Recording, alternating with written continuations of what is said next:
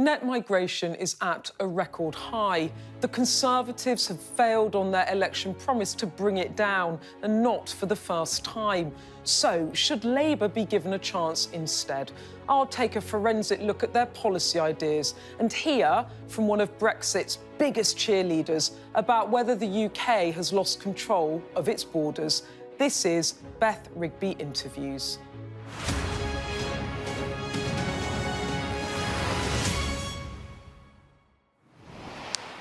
No ifs, no buts. Net migration will come down. It sounds like a Conservative pledge from yesterday, but in fact, it's from way back in 2011, ever since the issue of immigration has proved a difficult nut to crack, with promises broken time and again.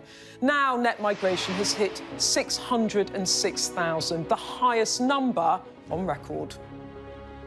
What would Labour do differently? I'll be speaking to the Shadow Home Secretary, Yvette, plus the former Brexit Party leader, Nigel Farage, a politician who arguably did more than anyone else to talk up the benefits of leaving the EU.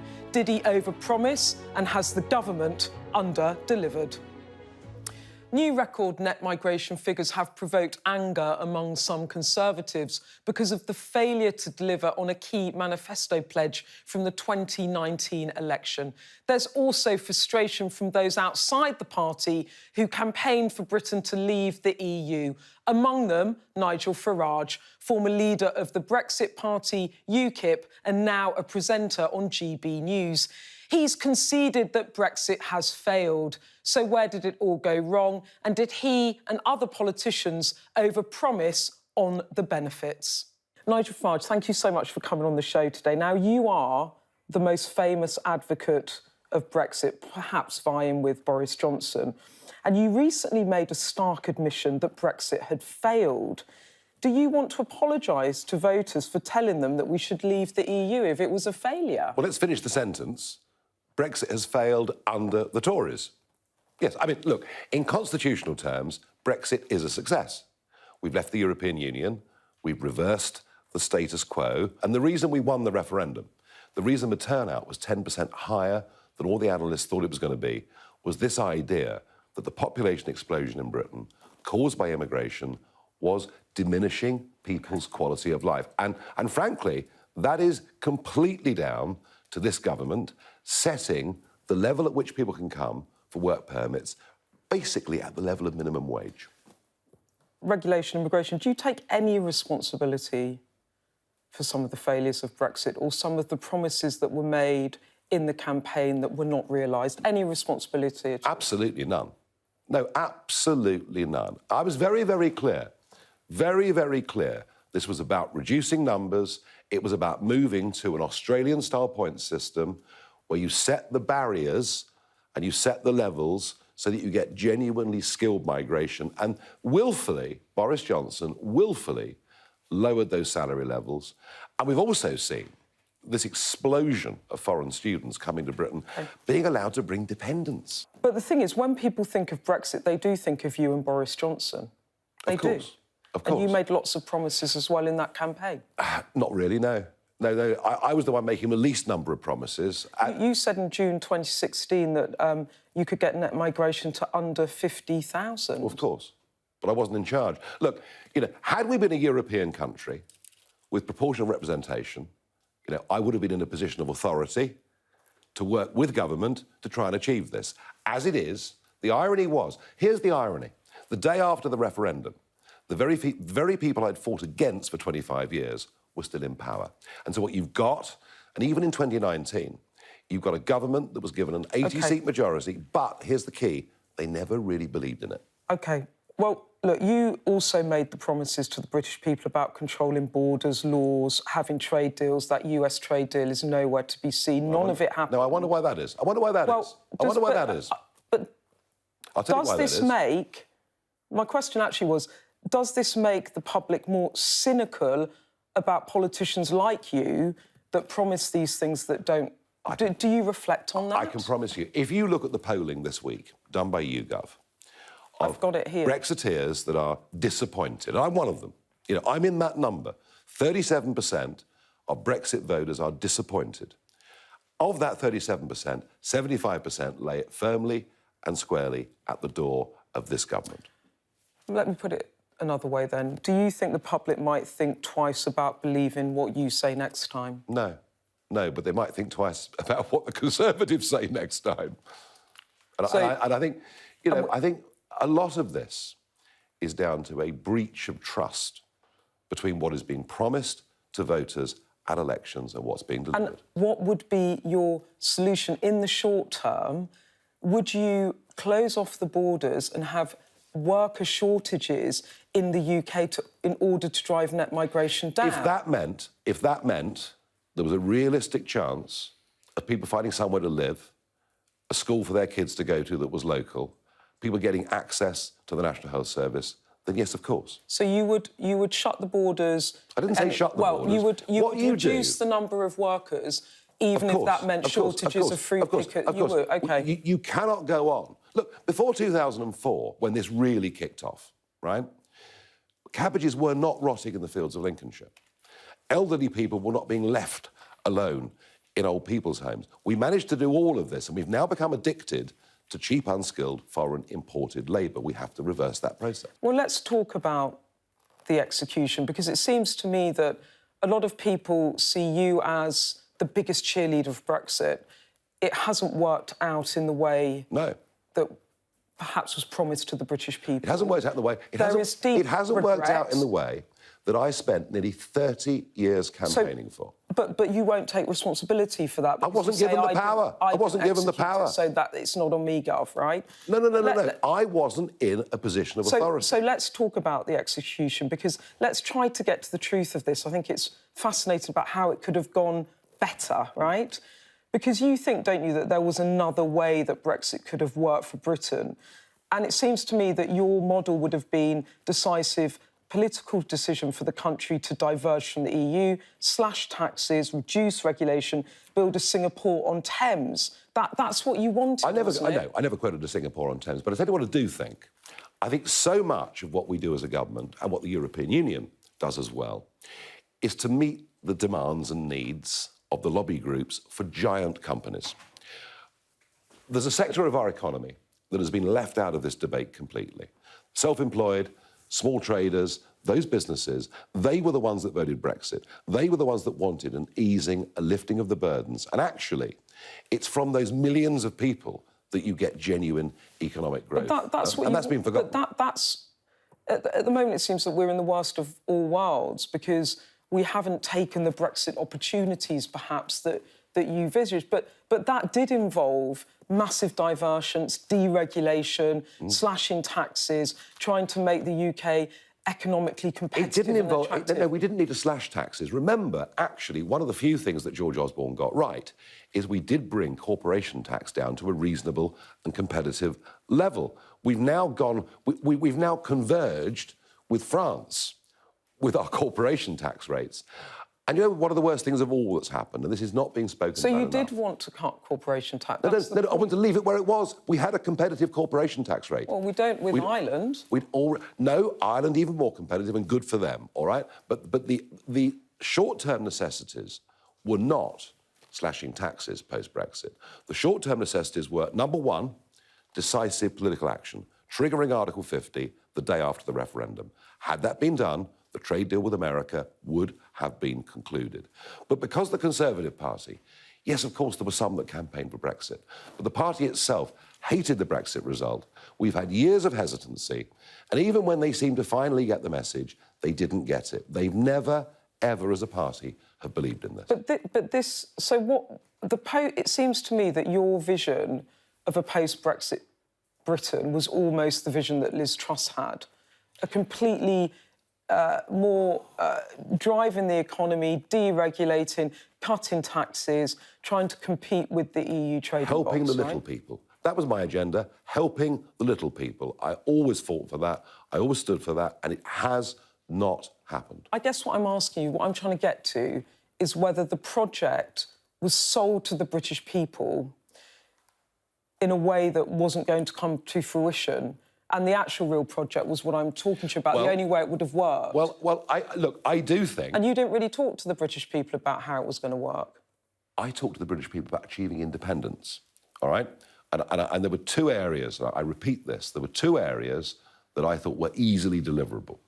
The first was reducing this massive population increase into our country, and the second was to lift some of the burdens off the backs of ordinary men and women going out there trying to earn a living. They were the two and you know something?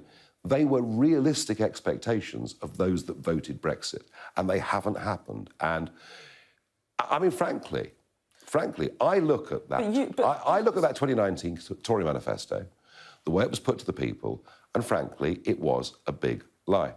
Isn't partly the truth of net migration that for economic growth, you need a level of net migration? Oh, listen, I've been hearing this for a quarter of a century, all right? You know, if increasing the British population by 8 million people has added, a few pips here and there, a few decimal points here and there to GDP, so bloomin' what? There is something that is far more important than the size of our GDP. There is something actually called community. There is something called quality of life in this country. And these are things that virtually nobody in Westminster even talks about, but they are very keenly felt outside the M25. But you made it sound so simple in that referendum campaign, and it wasn't simple, was it? It was never going to be simple.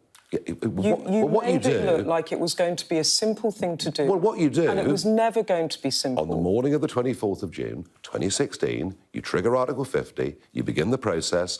No one's saying it was going to be simple, but we made it very, very difficult because we had a government full of Remainers who didn't believe in it. And I mean, to be honest with you, there's nobody more disappointed than me in what this government's done. I'm furious. I would have loved to have been in a position of responsibility, but I wasn't. But you promised things as well in that referendum that you could never deliver. I think you'll find Boris Johnson and others were the ones making promises. You said you could get... I was looking at an article from June before the vote, June 2016. You said we can get net migration down to 50,000 Yes, people. of course. Now, whether you want to blame Boris Johnson or Rishi Sunak, people will look at that and say, I believe this guy. Yes. I believe this guy. Yes, of course. I voted for it because of this guy. We could have got it down to 50,000. And this guy let me down. This guy didn't tell me the truth. I wasn't... If they put me in charge of it, we'd have got to 50,000 a year. No question about it, but they didn't. And so the problem we've got now is, I said Brexit, I said 10 years ago, I wanted to cause an earthquake in British politics. All right? Well, we got the earthquake. We're still suffering the aftershocks of it. And now we're all living with the fractures of it. Well, we're suffering the aftershocks because and we've got net migration at 606,000. Yes, because Parliament and the government have ignored the will of the people. They've ignored what was said in that Brexit referendum. And so now a bigger question emerges as to how we're going to change politics in this country. Do you ever look at it, though, and think, I promised things to the British people that I, as a politician, didn't know if I could deliver. I feel some responsibility for it going wrong. No, because they were all... It's never your fault. They were all deliverable. That's the point. It wasn't difficult to do. But that's the point. Maybe they weren't as deliverable as you made out them to be.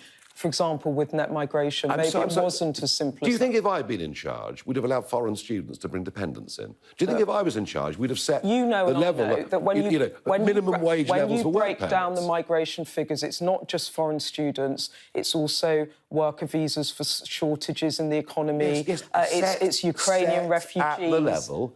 But there's a number of components in those net migration figures, some of which you need to pick set at the level of minimum wage. That was not the promise. That was not the deal. So, we are where we are. Yeah. And when it comes to you and the Reform Party, of which you're the president... Yeah. They did terribly in the local elections. So what does that tell you about your appealability now with the public? Well, they only fought 5% of seats, so it's very difficult to judge whether they did well or badly, to be honest. Building up a national party political structure is not an easy thing to do. But I think the gap between Westminster and where people are is even bigger than it was 10 years ago. I think there will be another insurgency in British politics. Whether it'll be reform, whether it'll be me, whether we get a new Nick Griffin... People won't trust you. You made all these promises and... I don't think Do you not think that you might be busted flush on that? As I said to you, if you take the YouGov polling this week, of the 37% that are disappointed by Brexit, 75% of them lay it fairly and squarely at the doors of the Conservative Party. They're certainly not laying it at my door. I mean, and if it's not me and not Reform, then maybe we get a Nick Griffin-type figure. Maybe we get genuinely the far right into British politics. Something is going to change. This gap is too big.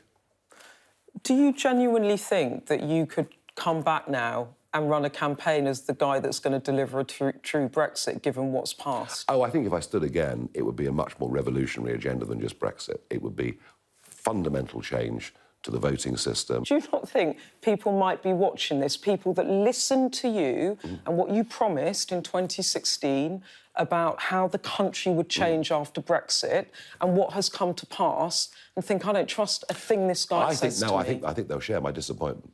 OK, final question. Will I see you back in frontline politics then in the next 5 years? I don't know. I genuinely don't know. I haven't ruled it out. I haven't ruled it in. If I could see, by doing it, there was a really clear, achievable goal, then I might well. I haven't worked that out yet. If we had a form, an electoral system that was representative in some way, well, the answer would... then it would be much easier. You brought Brexit to Britain, where you were the chief cheerleader. Now Brexit's in crisis, and your message to the British public is, it wasn't my fault. Absolutely. We've been let down very badly by an entirely dishonest establishment, globalist, and now Remain a Tory party. And some voters might look at it and think you were dishonest when you were promising stuff that you could never deliver. Do you know what? I might have got things right. I might have got things wrong over my years in politics.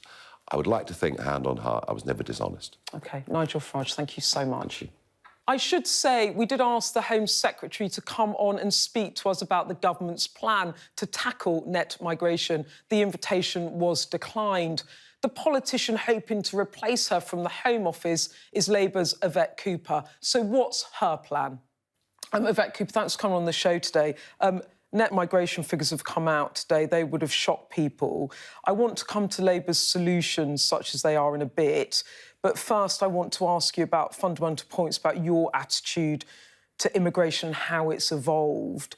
You supported Remain in the referendum. For clarity, you were in favour of unlimited EU migration into the UK under freedom of movement. That was your position in the past. So, as you know, Labour did, way back at the referendum, support Remain, but Brexit is in place now, and we are clear we need to make Brexit work. On immigration, our policy is to have a points-based system and to reform that points-based system, not to go back to free movement. Actually, we need to focus on the points-based system and how we make it work for the UK.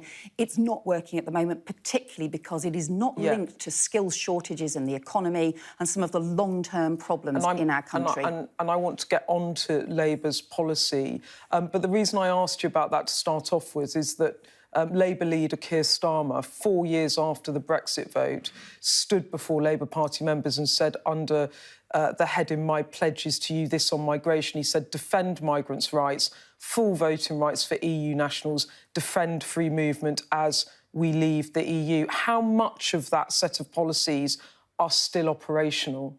So we've left the EU, and Keir has said very many times our policy is a points-based system. We're not returning to free movement. So there are changes. We're not returning to free movement, definitely not. There are changes we want to make to the points-based system, particularly linked to skills. Yeah. But we're very clear. It's a points-based system is the right approach. And does he want to see EU nationals voting in UK general elections? That's not policy. I know there are debates about all sorts of these issues, but it's not policy. He said it back in 2020. He said it, full voting rights for EU nationals. And he's also said, since this is not our policy. OK, so that isn't Labour policy anymore? That's right. It seems that the Labour Party have undergone a collective conversion about this, from freedom of movement to now a points-based system. It has evolved, clearly, and I want to come to those solutions you talk about. But just to start off, is 606,000 net migration figure, is it too high? I think that net migration should come down from these unusually high levels. I think that we would expect it to come down because obviously it includes the Ukraine and Hong Kong figures, which I think everybody would agree we support the action to help people from Ukraine and Hong Kong. But the other concern for us in these figures is there's been a doubling of the number of work visas in just a few years. They've gone up by 120%, and we still have skills shortages across the country. So that, I think, is the real failing, and that's why our policies would actually address some of these skills shortages, I'm going to come so on that to you that. don't have this continual switch towards overseas recruitment rather than training and investing here at home. Is economic migration good or bad for the UK economy?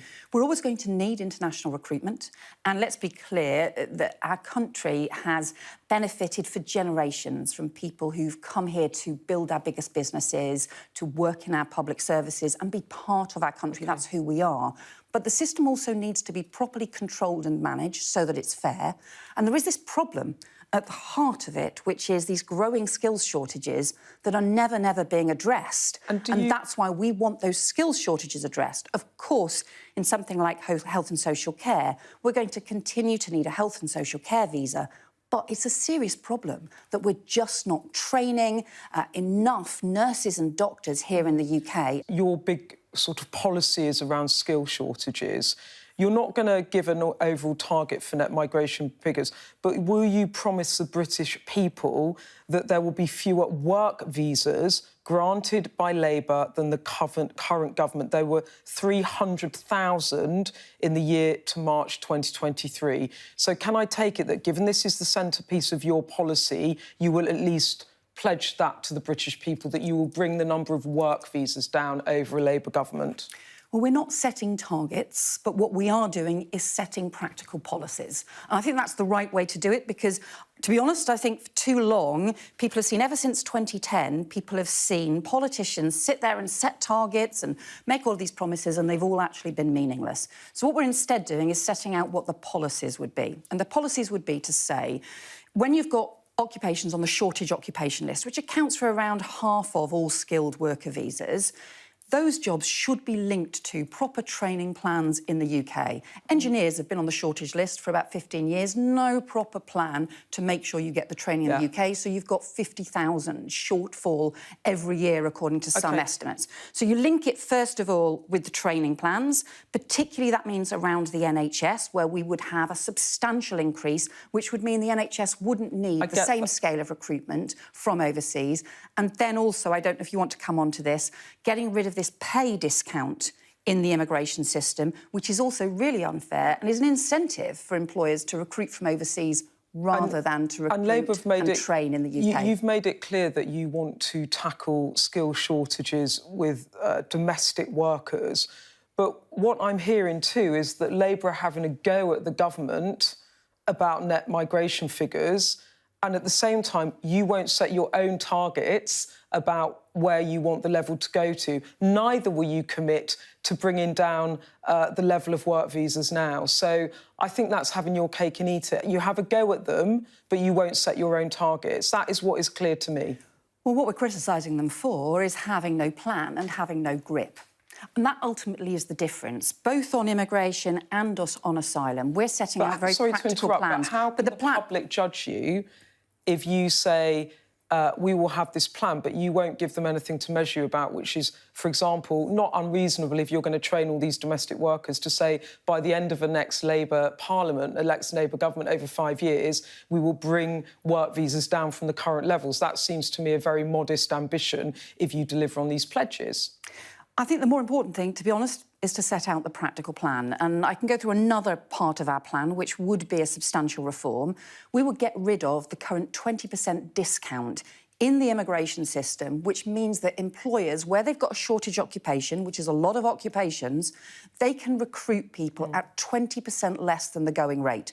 The going rate's already lower than the average rate, so that is a really big discount on average pay that allows employers to recruit at that level from overseas. Now, that is an incentive for those employers to recruit from overseas rather than to train at home, rather than to pay fairly at home. And to be honest, I just think everybody should be paid the going rate. Keir Starmer has talked about when he sees a vision for Britain. He hasn't talked about a 5-year plan. He has talked about a decade plan. Sure. He has talked, if you like, in blue thinking terms or blue sky thinking about a 10-year programme for government. I mean, Annalise Dodds, your predecessor and Labour's chair, has been honest about it. She told Sky News potentially in some areas where there's a short-term need for skills, you could see in the short term actually people who are coming in increasing in numbers. That's true, isn't it? It could actually go up before it comes down.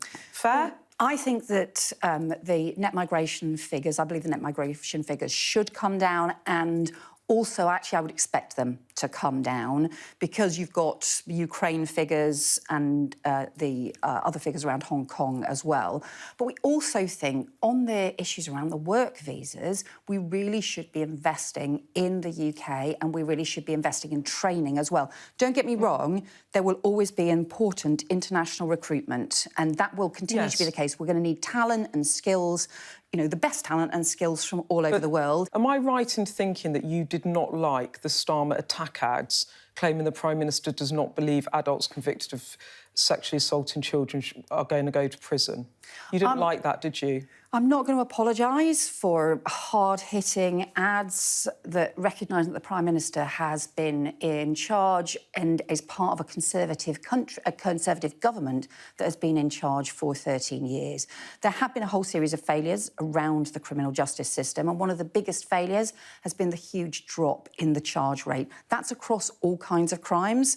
You know, we've dropped from around about 2/3 in terms of the charge rate. That does bluntly mean more criminals are getting off and more victims are being let down. The reason I asked partly, Yvette, if you don't mind, is that the fallout of that row was talk that you'd slightly fallen out with Starmer, that you might not continue as Shadow Home Secretary. Is that all rubbish? Do you expect to have this? Do you expect to have this job going into the general election? Total rubbish, and that Keir and I work really closely together, including on all of these issues all of the time. But you know, you and I, Beth, have been around for quite a long time. And we, sadly, we never take too seriously the sort of, you know, nonsense, gossip and stuff that, will always appear in the papers. And let's be clear, in the run-up to a general election, we know there will be all kinds of stuff appearing in the papers that's total nonsense and that'll be attacking us. So you will have we're really clear the general about election. The important thing is that we're working together as a team and actually setting out policies that we have worked on together as a team, that Keir and I have worked on, that I've been working with Rachel, with Bridget and so on. So let's kill this off now. To be clear, you will be the Shadow Home Secretary going into the general election. Well, look, I'm keeping working on this. It's, you know, it's for Keir set out the team that he wants, and that's for him. Just final question, because the Sky News investigation has revealed abuses of the skilled worker visa scheme, which allowed migrants to come here to work and bring dependents. Sky uncovered the abuse of the scheme by people traffickers who charge huge amounts of money to get visas, then send them fake dependents to accompany the workers, who then disappear into the UK on arrival. How worried are you about those sorts of allegations? So I think it is really serious the way some of the criminal gangs operate, particularly the trafficking gangs. There are also people smuggler operations and so on. And we think much stronger action is needed to go after the criminal gangs. It's partly why we've said we need a new cross-border unit, policing unit, to go after the criminal gangs. But that's to go after them in the UK and across Europe as well, and to work with other forces to do so. I am very worried that some of the government's legislation is actually watering down the action against these trafficking gangs. We think that enforcement needs to be much stronger rather than weaker. OK, Yvette Cooper, thank you so much for your time. Appreciate it. Thank you. Thank you. Well, I hope you enjoyed this week's conversations with Yvette Cooper and Nigel Farage on a theme that affects all of our lives. If you scan the QR code on the left of your screen, you'll be able to watch all of our previous episodes online. And if you scan the QR code on your screen right now, you can listen to the Beth Rigby Interviews podcast. Each week, I take a look at the highlights of my interviews and reflect on the political week too. That'll be on the Sky News app or wherever you get your podcasts. Well, that's all for today's show. Thank you so much for watching.